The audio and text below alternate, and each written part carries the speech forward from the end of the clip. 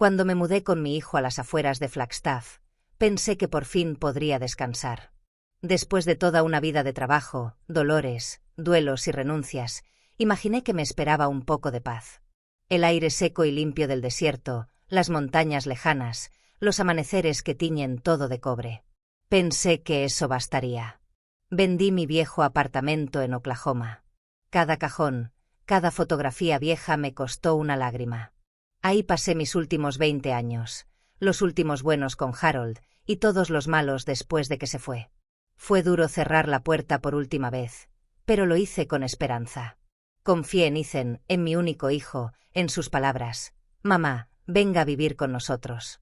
Tiffany y yo estamos encantados. Esta es su casa también». Puse mi parte para la entrada de la nueva casa. Sin mi dinero, no habrían podido comprarla. Pero yo no lo hice por eso. Lo hice por cariño. Por ilusión. Porque cuando me dijo «quédese el tiempo que quiera», sentí que todavía quedaba un lugar para mí en el mundo. La casa era amplia, moderna, con ventanales grandes y paredes tan blancas que me daban miedo tocarlas. Me dieron una habitación al fondo, la que mira al jardín. Allí puse mis cosas con cuidado, la colcha tejida por mi madre, un par de fotografías de Ethan de niño, mis libros. El resto lo guardé en cajas, como si supiera, en el fondo, que era prestado. Los primeros meses hice lo que siempre he hecho. Me volví útil. Cocinaba casi todos los días. Lavaba los trastes antes de que alguien se diera cuenta. Cuidaba al perro, un labrador inquieto que nadie más sacaba a pasear. Tiffany trabajaba desde casa, siempre ocupada. Ethan salía temprano y volvía tarde. Yo era el pegamento invisible que mantenía todo funcionando. Pagaba servicios también. Algunos recibos venían a mi nombre. Internet, agua, electricidad. Lo hacía sin decir nada, con la esperanza tonta de que se dieran cuenta. De vez en cuando Tiffany decía: «Gracias, mamá». Y eso bastaba para que yo creyera que estaba bien. Había días buenos. En la mañana abría la ventana de mi cuarto y el aroma a tierra seca entraba con la brisa. Hacía café en mi olla de esmalte azul, la misma de siempre.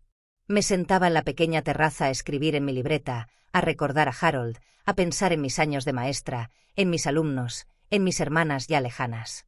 A veces, el perro se echaba a mi lado y me lamía la mano. Yo le hablaba en voz baja como si me entendiera. Pero también había silencios que no sabía cómo nombrar. Momentos en los que entraba a la sala y la conversación se apagaba. O tardes en las que preparaba estofado, y luego veía que pedían comida por aplicación porque no tenían ganas de algo tan pesado. Empecé a sentirme como un mueble viejo, útil, pero fuera de lugar. A veces oía a Ethan hablar de planes para el futuro. Remodelar la cocina, poner una terraza, agrandar el baño de la habitación principal. Pero nunca mencionaba mi cuarto. Era como si yo no estuviera en la ecuación. Hasta que un día, sucedió. Había subido a dejar ropa limpia en su habitación. Tiffany estaba en llamada, como siempre, con esos auriculares blancos en las orejas. Pero esta vez no se dio cuenta de que yo estaba en el pasillo. Su voz era baja, pero nítida. Cuando Maggie se vaya, esa habitación será perfecta para mi estudio de yoga. Tiene buena luz, y el armario da para guardar los tapetes. Me detuve en seco. Sentí que algo se me aflojaba en el pecho. No dijo si se va. Dijo cuándo. No imaginaba otra posibilidad. Para ella, yo ya tenía fecha de salida. Mi cuarto, el lugar donde dormía, donde guardaba mis recuerdos, ya tenía nuevo uso asignado. Volví a mi habitación despacio, con la canasta de ropa todavía en los brazos. La dejé sobre la cama sin deshacer. Cerré la puerta sin ruido, me senté al borde del colchón y me quedé ahí, mirando mis zapatos. El sol entraba por la ventana, proyectando sombras largas sobre la alfombra. El perro me miró desde la puerta, como sabiendo que algo se había roto. En ese momento me di cuenta. Nunca fui parte de esa casa. Fui una ayuda temporal. Una especie de empleada voluntaria. Una figura cómoda, pero desechable. Pensé en Harold. En cómo nos conocimos en una fiesta de verano, en su risa ancha, en sus manos grandes. En los desayunos que compartíamos los domingos, en las caminatas por el parque. Pensé en su enfermedad, en los meses duros, en cómo murió en mis brazos un martes por la mañana, cuando el viento soplaba fuerte y las cortinas se movían como si también quisieran despedirse. Pensé en Ethan de niño, con sus zapatos rotos, sus dientes de leche, sus abrazos apretados. «Mamá, eres la mejor del mundo», me decía. ¿En qué momento dejó de verme? Cuando me convertí en un estorbo. Esa noche no cené con ellos. Dije que me dolía la cabeza. Cerré la puerta temprano y me senté a escribir en mi libreta. Una página completa. Después otra. Palabras sueltas. No tenía claro si eran rabia, tristeza o simplemente desilusión. Pero sabía que algo dentro de mí había cambiado. Algo se había quebrado. Y cuando al fin apagué la luz, una frase no me dejaba dormir. Cuando Maggie se vaya. No, sí. Cuando después de aquella frase, ese cuando se vaya, algo en mí dejó de estar en paz. No dije nada, no hice ninguna escena. Seguí cocinando, lavando, pagando. Pero dentro de mí, todo cambió. Me convertí en mi propia sombra. Observaba con atención lo que antes pasaba desapercibido. Noté cómo Tiffany publicaba fotos en redes sociales de cenas que yo preparaba, pero con un título engañoso, hecho con amor por mí. El pastel de zanahoria que aprendí a hacer con mi madre, el mole que preparé 3 horas al fuego lento, todo eso, bajo su nombre. En una publicación puso: «Cocinar es mi terapia». Hoy preparé algo especial para Ethan, y ahí estaba mi comida, servida en los platos que yo lavé, sobre el mantel que yo planché. Ni una mención. Ni un gracias. Solo una foto bonita y corazones en los comentarios. Ethan, por su parte, se fue volviendo más esquivo. Antes me preguntaba cómo me sentía, me ofrecía llevarme a caminar. Ahora apenas levantaba la vista cuando hablaba.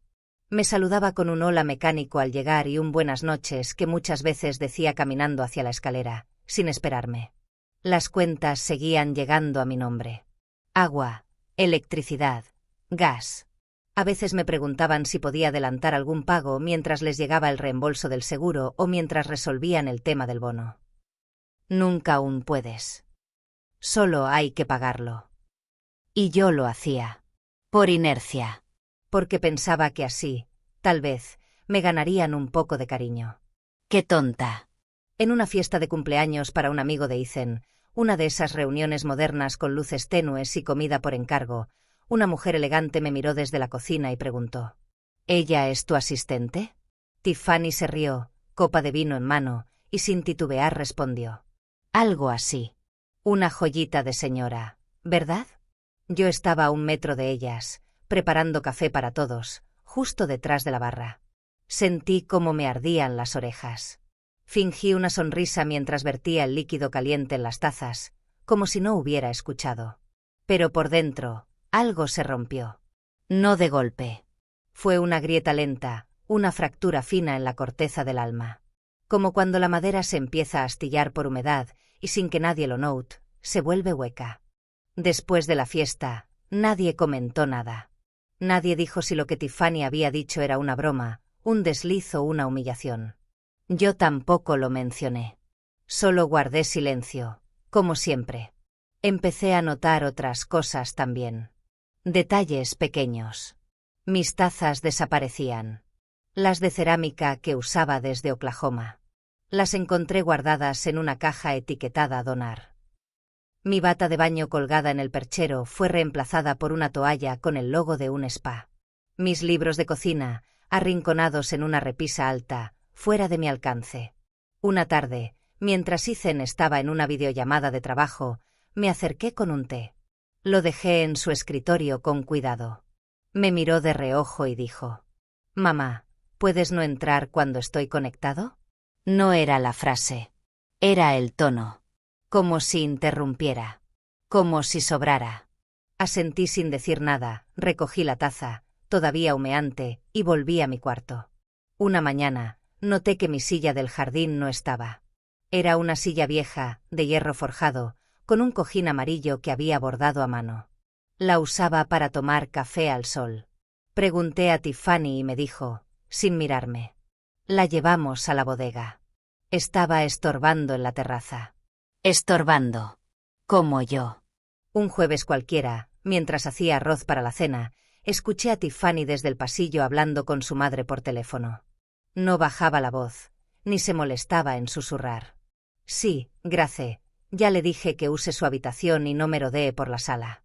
No es su casa. Le cuesta entenderlo, pero tiene que adaptarse. Tuve que apoyar la mano en la encimera para no soltar el cuchillo. El arroz siguió hirviendo en silencio. Mi corazón también. Empecé a despertar más temprano. Salía antes de que ellos se levantaran. Caminaba por las calles aún húmedas del rocío, viendo las casas ajenas, imaginando quién viviría detrás de cada cortina. A veces me sentaba en una banca del parque con mi termo de café y simplemente miraba. Sentía que mi presencia en casa era como una mancha invisible que todos querían limpiar. Una noche, Ethan me pidió hablar. Nos sentamos en la sala. Tiffany no estaba. Mamá, empezó, con esa voz que usaba cuando quería parecer amable, necesitamos más espacio. Tiffany está haciendo sesiones de yoga online y... Mi cuarto, le interrumpí, bajito. Quieren mi cuarto. Ethan se quedó callado un momento. Luego dijo, solo si tú quieres. Pensamos que podrías estar más cómoda en el cuarto de huéspedes del sótano. Tiene baño propio. Ese cuarto no tenía ventana. El techo era bajo. Olía a humedad. Lo sabía bien, porque yo misma lo limpiaba cada semana. Le respondí. Estoy bien donde estoy. Y me fui. Esa noche soñé con Harold. En el sueño, estábamos sentados en el porche de nuestra antigua casa. Él tomaba té y me decía, no te olvides de ti, Maggie. No dejes que te borren.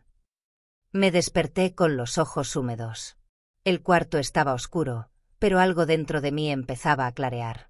Una mañana, mientras limpiaba la nevera, encontré una nota pegada al lado del refrigerador con una lista de compras. Al pie, Tiffany había escrito: asegurarse de que Maggie no compre duplicado. Su memoria falla. No lo dijo con palabras. Lo dejó escrito. Con rotulador azul. Me reí. No pude evitarlo. Una risa corta, hueca. Porque mi memoria no falla. Me acuerdo de todo. De cada palabra. De cada gesto. Y me acordé también de una carpeta que guardaba al fondo del armario. Una que no había abierto en años. La saqué con manos temblorosas. Estaba envuelta en una funda plástica. Dentro, documentos, cuentas, recibos, certificados. Extractos de ahorro. La miré en silencio largo rato. Aún no sabían lo que guardaba. Aún no sabían quién era yo, lo que había hecho, lo que había logrado. Ellos creían que yo era una mujer mayor sin recursos, una abuela que solo sirve para poner la mesa y calentar la comida. No sabían nada. Cerré la carpeta, la guardé bajo llave. Y esa noche, mientras cenaban entre risas, sin invitarme a la mesa, supe que mi lugar ya no era ese. Que no importa cuánto haga uno por amor, si te ven como sirvienta, siempre buscarán la manera de echarte. Pero no sabían que yo también sabía cómo desaparecer. Solo que no como ellos pensaban, volví de mi viaje a casa de mi prima Lucinda un domingo al atardecer. El taxi dejó sus luces encendidas mientras yo bajaba mis cosas. 4 maletas, 2 bolsas de lona y mi cartera cruzada al pecho. El aire tenía ese olor a resina de pino que tanto me gustaba de Flagstaff. Pensé en Harold, en lo que me habría dicho, bienvenida a casa, Maggie. Pero Harold ya no estaba. Solo quedaba la casa. Y frente a ella, apiladas con orden quirúrgico, mis maletas. No supe qué mirar primero, si la nota escrita con tinta dorada, pegada a la maleta más grande, o la ventana del salón donde vi, por un instante, la sombra de mi hijo cerrando las cortinas. La nota decía: Maggie, considera buscar un lugar para ti. Aquí ya no hay espacio. No firmada. Pero no hacía falta. Tiffany tenía esa letra redondeada y cuidadosa, como de alguien que vive pensando en cómo se verá todo en Instagram. Hasta el despecho le salía estético. Me quedé de pie, sin moverme.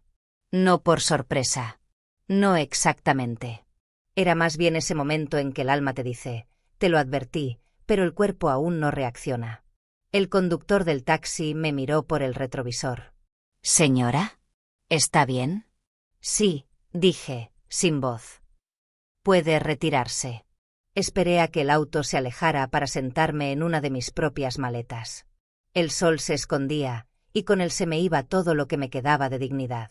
Sentí una punzada aguda detrás del pecho, como una astilla que no se ve, pero arde. No eran solo mis cosas. Era lo que simbolizaban, que ya no era bienvenida ni siquiera como sombra. La puerta de la casa se mantenía cerrada. Nadie bajó. Nadie salió a explicar. A pedir perdón. A fingir una excusa. Fue entonces cuando recordé la carpeta. Entre los suéteres viejos y los calcetines de lana, la traía conmigo. Una carpeta de vinilo azul, de esas que venden en las papelerías baratas. Nadie sabía lo que contenía. Yo la había preparado sin saber por qué, como un presentimiento que se convierte en medida de seguridad. La abrí ahí mismo, en la acera. Extractos bancarios. Inversiones. Pólizas. Papeles de transferencia. Pruebas de que, en esa casa que me echaba, yo había puesto casi todo el dinero. Y al final, en un sobresellado, los papeles originales de la cuenta de ahorro que abrí el mismo año en que Harold murió. 9 millones de dólares. Acumulados con paciencia, intereses y más paciencia. Iban a ser para ellos. Para Ethan, para Tiffany. Iban a ser el colchón para cuando naciera el bebé. Un fondo de seguridad. Una herencia en vida. Pero ahora, ya no había un nosotros. Solo quedaba yo. La calle estaba en silencio. Las luces de los porches vecinos se encendían una por una. Podía oír los televisores dentro de las casas, el ladrido de un perro a lo lejos. Todo seguía su curso, como si mi vida no se acabara en esa acera. Respiré hondo. Me levanté y empecé a arrastrar las maletas. No sabía a dónde ir, pero sabía que no me quedaría ahí. No iba a tocar el timbre. No iba a rogar. Llamé a Linda, mi amiga de la infancia. Nos conocimos en 5º grado. No hablábamos a menudo, pero siempre supimos que podíamos llamarnos en momentos así. Maggie. ¿Qué pasa? ¿Tienes un rincón libre? Siempre. 1 hora después, estaba sentada en el sofá de su pequeño estudio sobre una cafetería en Santa Fe. La ciudad olía a café, pintura vieja y pan dulce. Linda vivía sobre la galería que había fundado con su segunda pareja, fallecido hacía años. Me ofreció una taza de té caliente y un espacio para dormir. «Quédate el tiempo que necesites», dijo. «Aquí no sobras». No dije nada. Solo le tomé la mano. Pasaron 2 días antes de que pudiera abrir de nuevo la carpeta. Me senté en la mesa de madera del estudio. Afuera llovía despacio. Saqué cada documento con calma, como quien revisa las piezas de una vida. Fue ahí donde vi con más claridad lo que antes no quise ver. Había firmado la casa a nombre de Ethan para facilitar los trámites hipotecarios, me dijeron. Lo hice sin cuestionar. Era un gesto de confianza. Un acto de fe. Pero en los documentos no figuraba yo en ninguna parte. Ni como copropietaria. Ni como beneficiaria. Era una intrusa legal en la casa que yo había comprado. Seguí revisando. Encontré transferencias electrónicas desde mi cuenta hacia Ethan durante los últimos 5 años. Miles de dólares. Mes tras mes. Nunca una devolución. Nunca un recibo.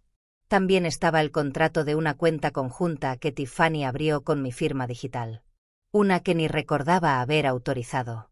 En ella aparecía como autorizada para movimientos operativos, pero sin acceso total. Busqué en mi teléfono una carpeta de mensajes viejos. En uno de ellos, de hace 2 años, Tiffany me escribió. Gracias por todo, Maggie. No sabes cuánto valoramos tu ayuda. Esta casa es tu casa. Hipocresía escrita en fuente cursiva. Seguí escarbando. Encontré una grabación. Había olvidado que la tenía. Fue un vídeo corto que grabé sin querer una tarde en el jardín, cuando Tiffany hablaba por teléfono sin saber que la cámara seguía encendida. En el vídeo, ella reía con alguien y decía: Mi suegra ni se entera de lo que tiene. La vamos a exprimir bien. No lloré. Ni siquiera apreté los labios. Me limité a hacer capturas, a guardar los archivos, a crear respaldos.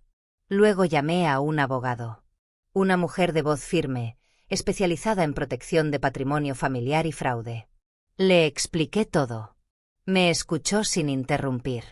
Al final, dijo: vamos a empezar por bloquear accesos y mover el dinero a cuentas protegidas. Luego vamos a hablar con un juez. Apagué el teléfono y me senté frente a la ventana.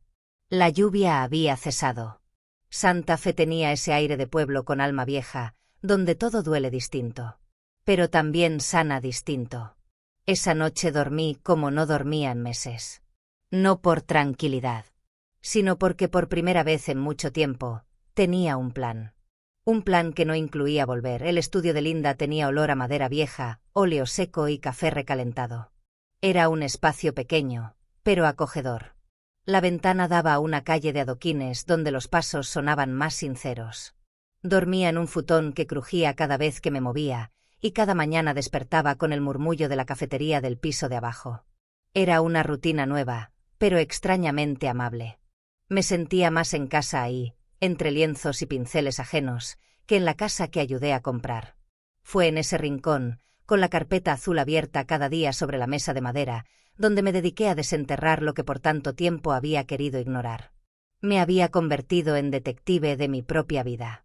Las cifras, los contratos, los registros, todo tenía una historia. Y en esas historias descubrí traición envuelta en cortesía, estafa camuflada de afecto. Primero revisé los movimientos bancarios. Cada mes, durante los últimos 3 años, transferí cantidades considerables a una cuenta conjunta de Ethan y Tiffany. Las transferencias tenían notas como para la hipoteca, ayuda mensual, gastos inesperados. Sumaban más de $320.000. Nunca firmé un acuerdo. Todo fue de palabra. O peor, de corazón. Después abrí una carpeta digital con el nombre Documentos Ethan Casa. Ahí estaban los papeles de la propiedad. Escrituras completas. Firmadas a su nombre. La casa que yo había financiado, con dinero mío, aparecía como propiedad exclusiva de Ethan. No había testigos. No había mención de mí. Solo su firma. Y la mía, en una línea pequeña de renuncia de derechos, firmada hace 2 años. Sin leer. Porque confiaba. Porque era mi hijo. El estómago me dio un vuelco. Recordé ese día. Tiffany me llevó a una oficina elegante. Dijo que era para facilitar la consolidación hipotecaria. Que así podrían acceder a mejores tasas. Me dio una carpeta, un bolígrafo dorado, y sonrió. Yo firmé. Firmé por cariño. Firmé por fe. Cerré los ojos. Los dedos se me enfriaron. Me levanté, puse agua a calentar, y me preparé una taza de manzanilla. Me senté frente a la ventana y pensé, ¿cuántas veces uno firma su propia desaparición, creyendo que está ayudando? Volví a los archivos. Había correos electrónicos que Ethan me reenvió en su momento, de bancos, de agentes de seguros. En uno de ellos, Tiffany había respondido a una consulta del notario con un breve «Ella no necesita saber los detalles. Confía plenamente en nosotros». Esa frase, negra sobre blanco, me mordió por dentro. En un viejo disco duro encontré vídeos y grabaciones guardadas sin fecha. Algunos eran míos, otros eran respaldos de las cámaras de seguridad de la casa. Uno en particular me hizo detenerme. Era una grabación de hace casi 1 año. La cámara estaba en el comedor. Ethan y Tiffany cenaban con una pareja de amigos. En un momento, Tiffany alzó la copa y dijo, entre risas: «Maggie es un tesoro. Paga todo y ni se da cuenta. Es como tener una cuenta sin fondo. Deberíamos clonarla». Todos rieron. Ethan también. Rió con esa risa que yo solía amar. Esa risa que me acompañaba cuando jugábamos Scrabble los domingos. Esa risa que usaba cuando me decía mamá, «¿Qué haría sin ti?». Lo pausé. Volví a darle play. Quería confirmar que había oído bien. Paga todo y ni se da cuenta. Ese ni se da cuenta, fue como una bofetada. Esa noche me acosté temprano. El futón crujió. Afuera llovía otra vez. El techo tenía una gotera que hacía un sonido acompasado, como un metrónomo de tristeza. Pero yo no lloré. Ya no. Las lágrimas se me habían secado. Lo que sentía ahora era otra cosa. Más honda. Más firme. Al día siguiente fui a ver a Clara, la abogada. La oficina estaba en una casa antigua adaptada. Clara me recibió con una taza de café fuerte y una mirada clara. Era una mujer de unos 60, con voz suave pero implacable. «Tengo todo listo», me dijo. «Vamos a presentar un reclamo civil por restitución de fondos. Y vamos a iniciar una demanda por enriquecimiento ilícito». Le entregué una memoria USB con las capturas, los correos, los contratos, las grabaciones.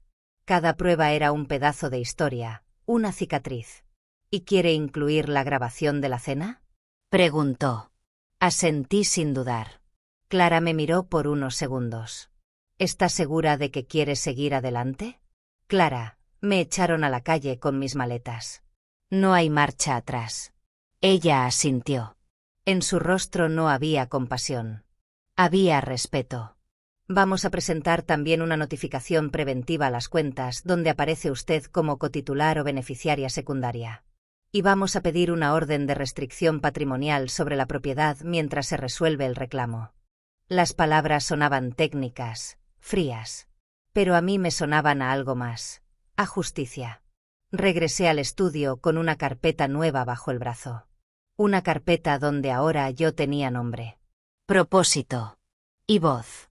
Linda me recibió con una sonrisa y un tazón de sopa de lentejas. Me senté a la mesa con ella.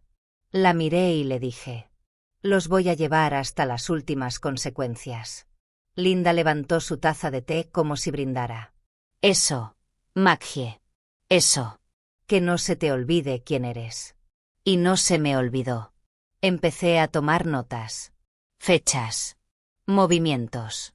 Testigos. Empecé a llamar a personas que conocían mi historia, que podían confirmar cómo financié esa casa, cómo ayudé durante años. Gente como Susan, la antigua vecina de Oklahoma, que recordaba cómo vendí mi auto para poder enviarle dinero a Ethan cuando perdió su empleo. Recopilé todo. Lo organicé. Cada día, después de revisar los documentos, salía a caminar por las calles de Santa Fe. Me gustaba mirar los escaparates, las pinturas, los turistas que se maravillaban con cualquier cosa. A veces compraba un dulce en la panadería del rincón. A veces solo miraba el cielo. Una mañana, mientras tomaba café en la plaza principal, mi celular vibró. Era un correo de Ethan. «Mamá, ¿por qué hiciste esto? Nos estás arruinando. No podemos con abogados. Esto no es justo. Solo queríamos vivir tranquilos». Lo leí 2 veces. Lo borré. Minutos después, llegó otro. De Tiffany. ¿De verdad vas a hacernos esto justo cuando estoy embarazada? Esto no habla bien de ti. Te estás portando como una extraña. Pensé que eras familia. No respondí. Solo guardé los mensajes. Porque yo también pensé que era familia, no dije una palabra. Ni a Ethan, ni a Tiffany, ni a nadie de su círculo. No respondí correos, no contesté llamadas, no mandé señales. Pero mientras ellos subían fotos de una nueva etapa sin estrés, poses en pareja, jugos verdes, frases inspiracionales, yo me movía en silencio. La abogada Clara fue clara desde el inicio: no ganaremos con gritos, Maggie. Ganaremos con pruebas y estrategia. Así que eso hice.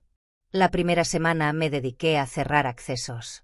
Cambié las contraseñas de todas mis cuentas. Revisé autorizaciones antiguas. Ethan figuraba como beneficiario secundario en 2 pólizas de seguro. Lo eliminé. Tiffany aparecía en un fondo educativo que había abierto para un supuesto futuro nieto. Lo cerré. Cancelé todas las autorizaciones que permitían a terceros mover mi dinero. Clara me puso en contacto con un asesor financiero de su confianza. Tras una llamada larga y precisa, transferí el dinero restante, el grueso de mis ahorros, a un fondo protegido en una cuenta a mi nombre, fuera del alcance de Ethan o cualquier tercero. El asesor me ofreció un té virtual para celebrar la nueva etapa financiera. Agradecí con una sonrisa leve. Luego busqué casa. No quería un departamento moderno con ventanales fríos. Quería algo con alma. Encontré una cabaña pequeña cerca del lago Tahoe, rodeada de árboles altos, a media hora de la carretera principal, con un arroyo que corría cerca. La compré sin regatear. La antigua dueña, una mujer viuda como yo, me la dejó amueblada con objetos antiguos. Lámparas de aceite, mantas tejidas, fotos enmarcadas de su propia historia. Me sentí acogida por fantasmas que sabían cómo se sentía ser desplazada. La casa tenía un taller de madera adosado al costado. Lo transformé en un pequeño estudio. Colgué mis pinceles, desempolvé las acuarelas. Volví a pintar. Al principio solo flores. Luego cielos, ríos, una silueta de espaldas, la mía, mirando un camino que se alejaba. Cada trazo era una forma de recomponerme. Instalé cámaras de seguridad. No por miedo. Por previsión. En la entrada, en el patio trasero, en los ventanales. Me aseguré de que solo yo tuviera acceso al sistema. Una tarde, mientras colocaba una cortina blanca en el cuarto de lectura, recibí una notificación del juzgado. Clara había presentado el reclamo formal por restitución de fondos invertidos en la vivienda de Ethan. También había entregado la demanda por difamación. ¿Difamación? Sí. Porque Ethan había publicado en redes sociales, con foto mía incluida, un mensaje donde decía: «Mi madre nos abandonó justo cuando más la necesitábamos. Nos duele su egoísmo». Clara imprimió la publicación, recopiló los comentarios, adjuntó pruebas de que yo seguía pagando gastos mientras ellos ya planeaban echarme. El reclamo por daños a mi imagen sumaba una cifra considerable.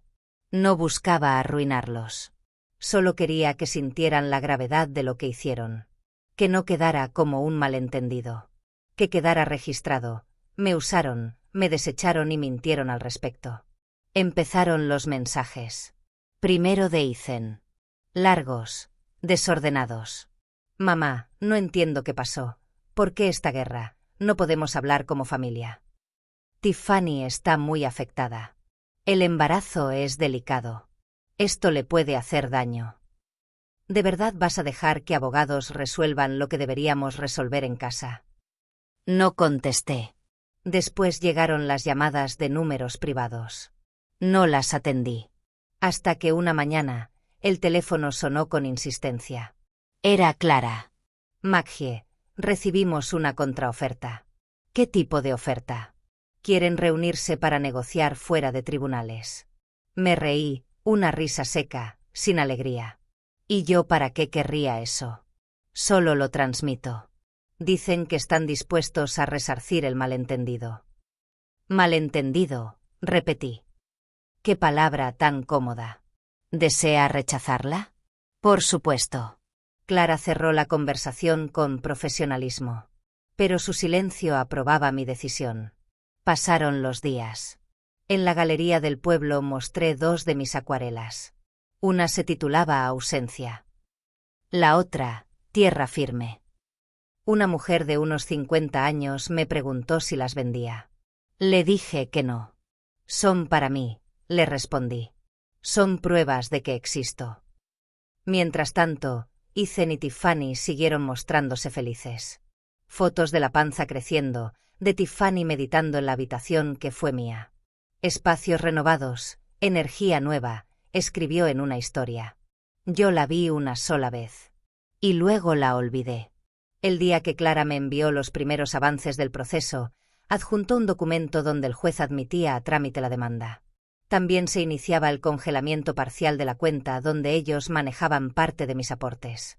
Era un paso lento, pero firme. En paralelo, yo cocinaba pan con romero, caminaba por el bosque, hablaba con los pájaros como una vieja excéntrica. Y me sentía viva. El silencio es poderoso cuando se llena de acción. No contesté un solo insulto. No mandé ni una amenaza. Solo moví piezas. Sin ruido. Sin permiso. La última noche de octubre, mientras el viento sacudía las ramas y yo leía en la silla del porche, recibí un mensaje de un número nuevo. Foto de una ecografía. Un pie diminuto, borroso, flotando en un vientre tibio. Texto: no querrás abandonar a tu primer nieto, ¿verdad?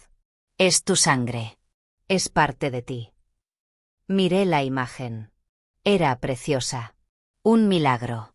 Pero no el mío. Respondí por primera vez en semanas. 2 palabras: no insistan. Guardé el teléfono en una caja de madera, junto a mis pinceles. Apagué la lámpara y me fui a dormir. Por fin, en paz, no se rindieron. Después de la ecografía vinieron las súplicas, los reproches, las amenazas veladas. Un desfile de mensajes que alternaban la ternura artificial con el veneno disimulado. Tiffany escribió primero: Maggie, serás abuela. No dejes que una pelea te aleje de lo más bonito que te va a dar la vida. Vas a negarle a tu nieto el amor de su abuela. Al día siguiente, Ethan envió una nota de voz. La escuché una sola vez. Su voz sonaba rota, calculadamente rota. Mamá, nos traicionaste. No eres la misma. Nos duele más de lo que imaginas. Tiffany llora cada noche. Yo no sé cómo seguir así. No respondí. Luego vino algo peor. Doreen, la madre de Tiffany. Nunca tuvimos una relación cercana, pero al menos hasta entonces había fingido cortesía. Llegó sin anunciarse, un lunes por la mañana, con un abrigo de piel sintética y perfume demasiado dulce. La galería del pueblo estaba vacía. Solo yo, mis acuarelas colgadas, y ella, entrando como si fuera dueña del lugar. Ah. Así que aquí es donde juegas a ser artista, dijo, caminando entre los cuadros sin disimular su desdén. Me preguntaba cómo se siente dormir tranquila después de destruir a tu propia familia. No me levanté del banco. No hablé. Solo la miré. No seas ingenua, Maggie. ¿De verdad crees que vas a ganar algo con esta farsa? Nadie te va a aplaudir. Nadie te va a querer por esto. Solo estás hundiéndote más en tu soledad. Se acercó al cuadro que titulé Silencio en azul. Lo miró de arriba abajo, ladeando la cabeza. Se nota que tienes mucho tiempo libre, soltó, con una risa falsa. Una vieja con suerte. Eso es lo que eres. Una vieja que juega a tener poder. Pero todos sabemos que tarde o temprano el cuerpo te lo cobra, y entonces, ¿quién va a estar ahí? No respondí con palabras. Respondí con un sobre. Lo tenía listo. Lo deslicé sobre la mesa. ¿Qué es esto?, preguntó, desconfiada. Una notificación legal. Clara dice que usted mencionó mi nombre en un evento público acusándome de fraude. Eso es difamación. Aquí tiene copia de la demanda. La sonrisa se le borró de la cara. Lo tomó, lo hojeó, y murmuró algo entre dientes. Esto es una locura. No. Esto es silencio legal. Se acabaron los gritos. Doreen salió del local como entró, dejando un rastro de perfume y resentimiento. Esa noche, Ethan volvió a intentar. Llamó.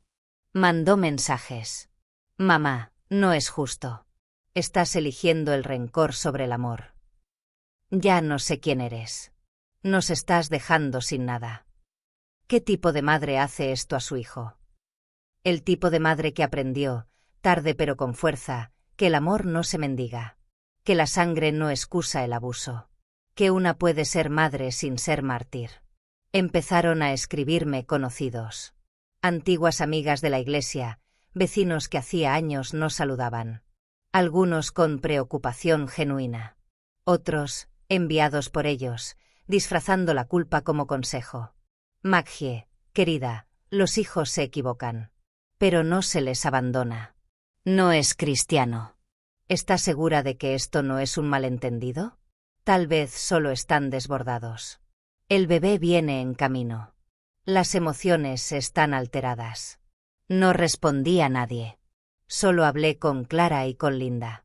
Solo confiaba en quienes no me pedían que me anulara por el bien de los otros. Y aún así, hubo momentos de duda. No lo voy a negar.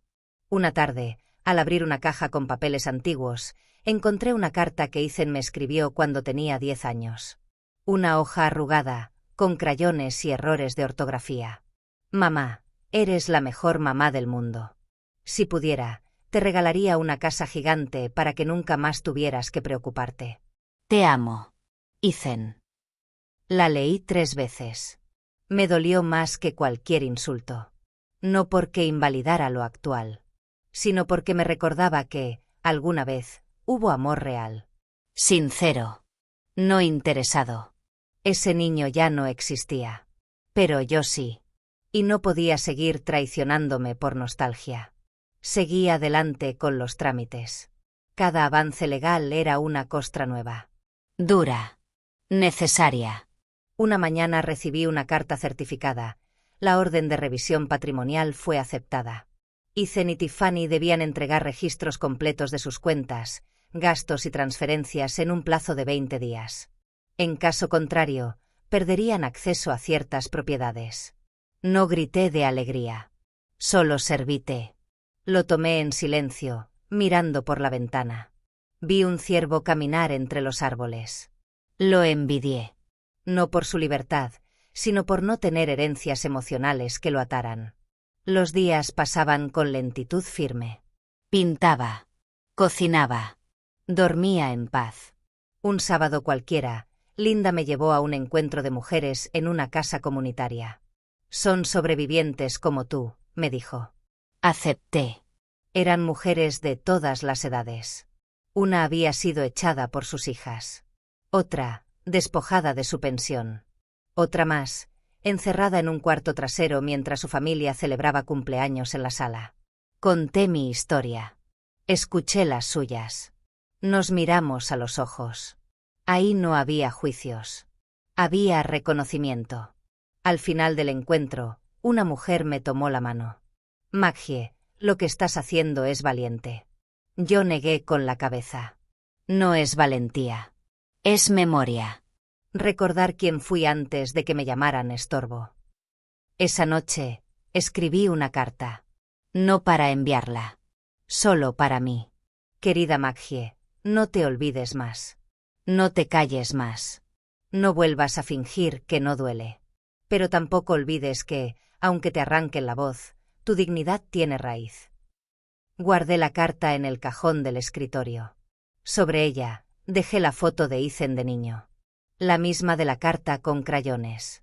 No para perdonarlo, sino para acordarme de que alguna vez existió ese niño.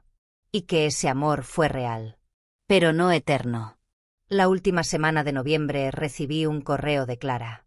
El juez ha aceptado la ampliación del reclamo. Incluye ahora compensación emocional por desplazamiento y abuso financiero prolongado. Seguimos adelante. Yo respondí con una sola línea. Gracias. No me detengo.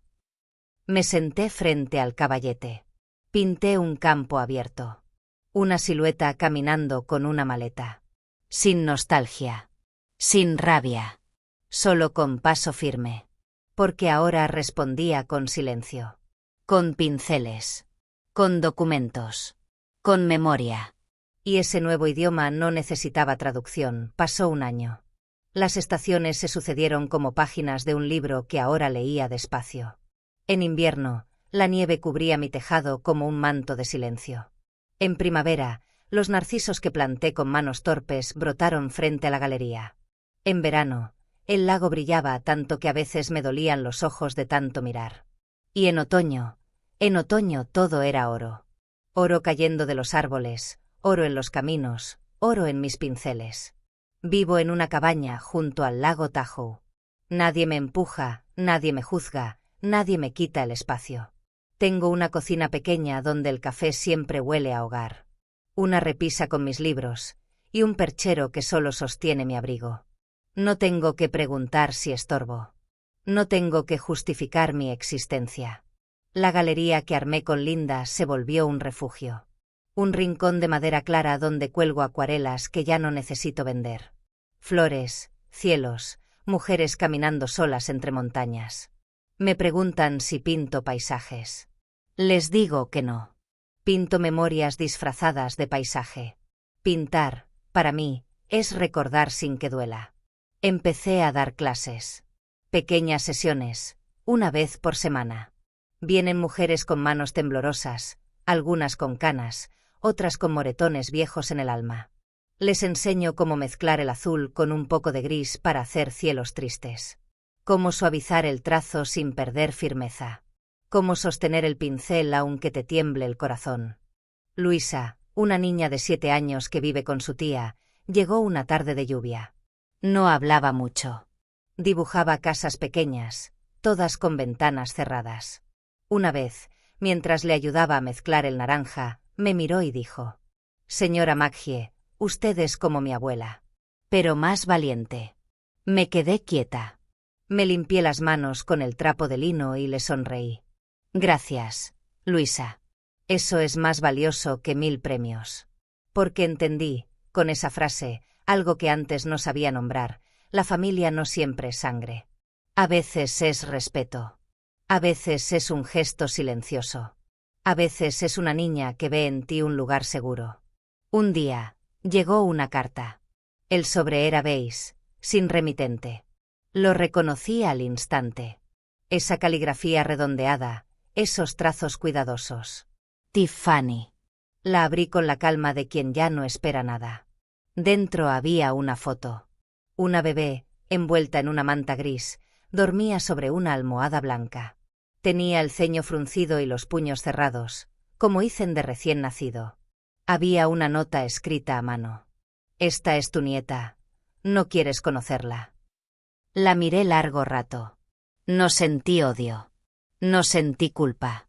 Solo una punzada leve de lo que pudo haber sido. Recordé los patucos que tejí en secreto, los cuentos que pensaba leerle.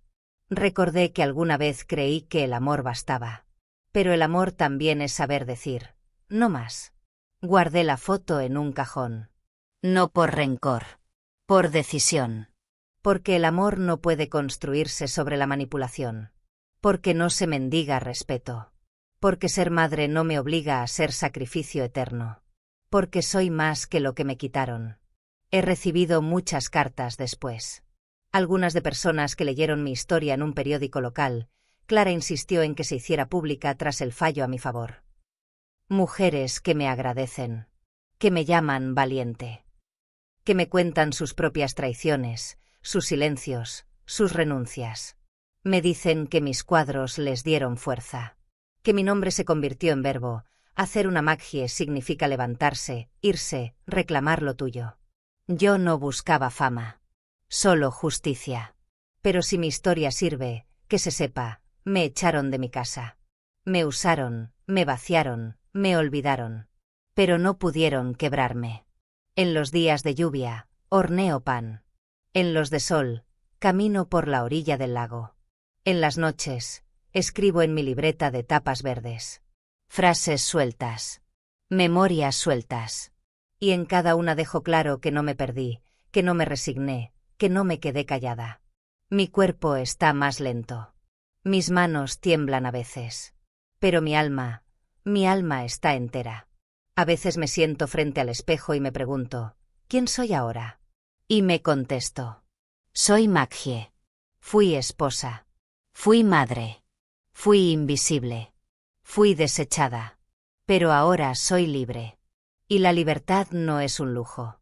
Es volver a ser una misma. ¿Y tú? ¿Dónde estás guardando tu voz?